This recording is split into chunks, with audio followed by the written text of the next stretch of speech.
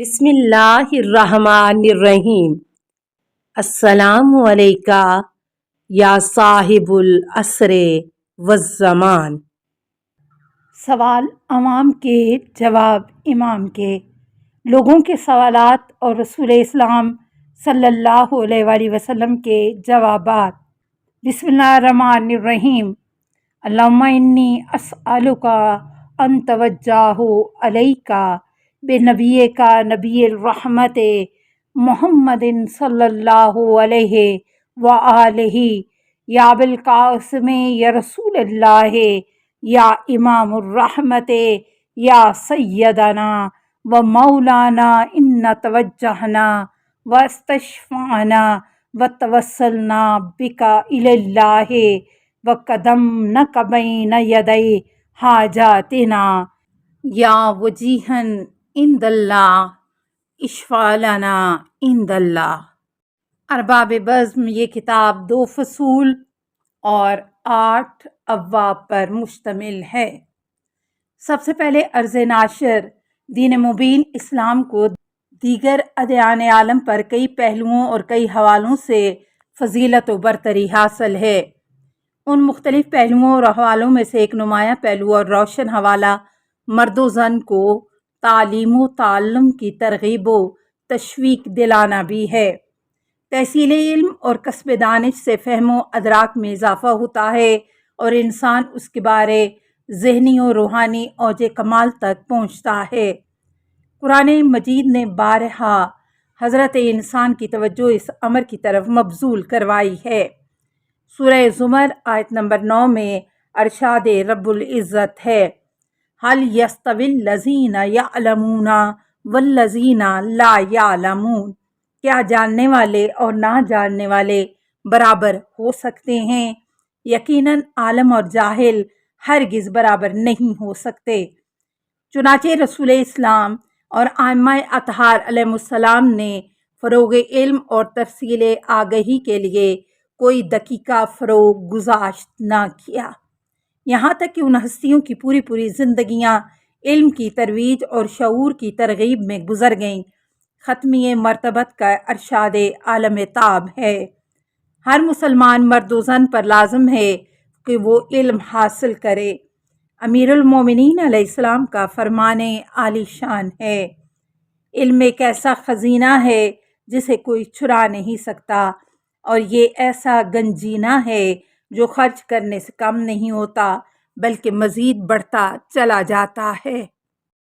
مفہوماً الغرض آیات قرآنی اور روایات الہامی سے نیز سیرت پیغمبر اور کردار ائمہ اطہار سے یہ بات روز روشن کی طرح عیاں ہے کہ انہوں نے اپنے اپنے دور راہبری میں علم و دانش کی بھرپور اشاعت کی اور جاہلیت و جہالت کے خلاف مسلسل جہاد کیا۔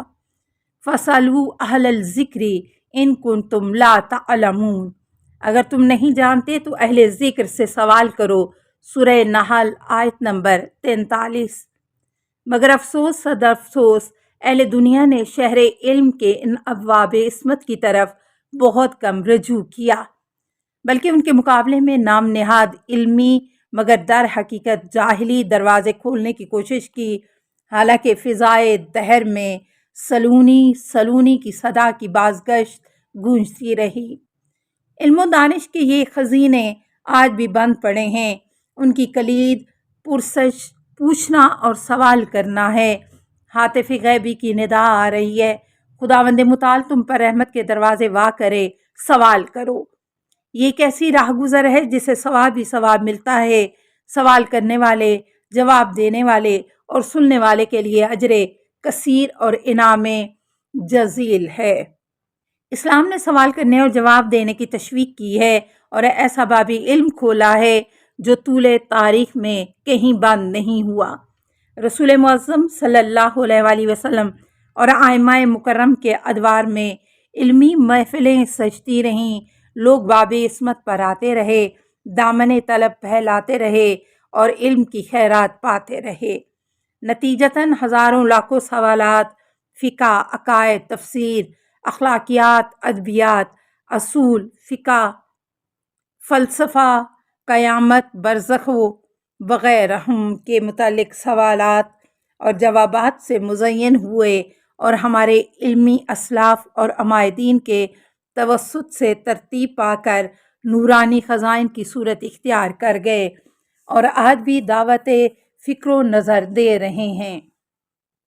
لا ریب سوال کرنے سے انسان کی جہالت دور ہوتی ہے، تشکیک کا خاتمہ ہوتا ہے اور جاننے کی صلاحیت اور لیاقت میں اضافہ ہوتا ہے۔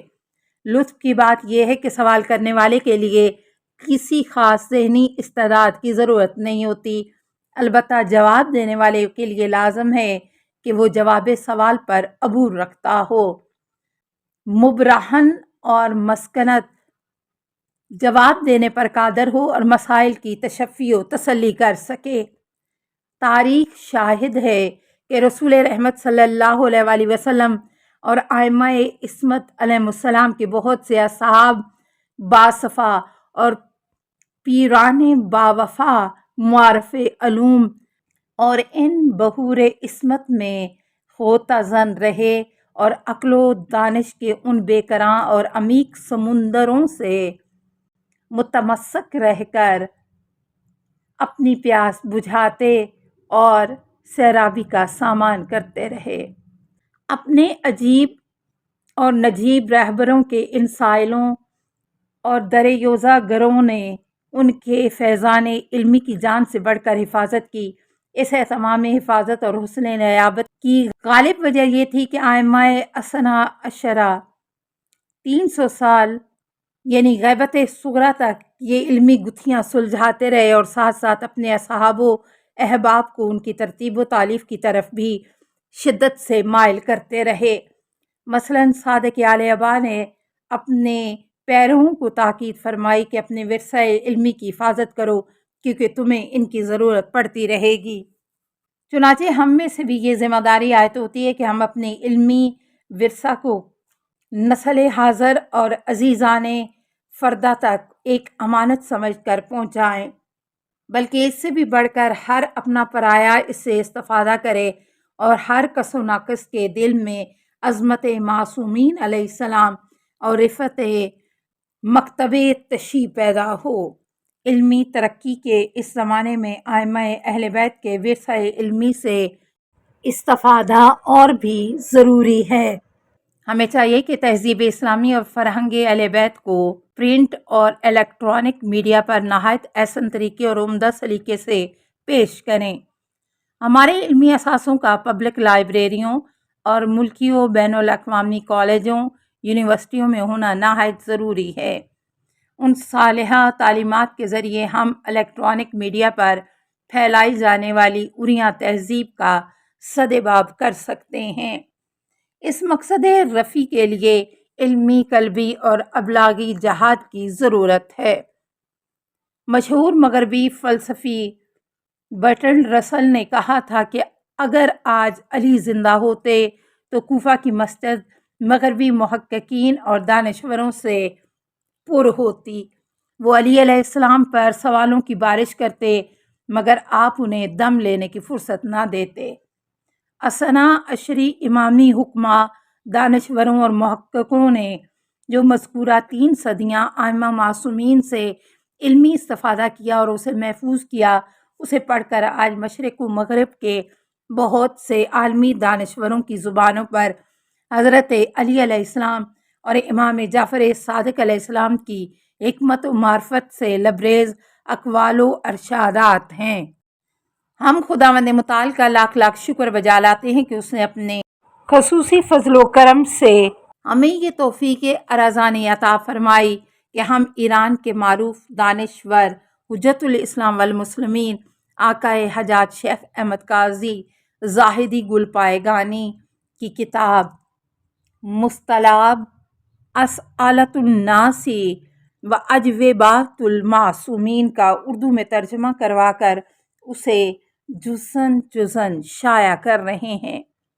السلام علیکہ یا صاحب العصر والزمان، الامان الامان الامان من فتن الزمان، السلام علیکہ یا خلیفۃ الرحمن، السلام علیکہ یا امام الانس والجان، السلام علیکہ یا مظہر الایمان، السلام علیکہ یا شریک القرآن، السلام علیکہ یا قاطع البرہان، السلام علیکہ یا امام زماننا، ھذا اجل اللہ فرجک وسہل اللہ مخرجک وظہورک، السلام علیکہ ورحمۃ اللہ۔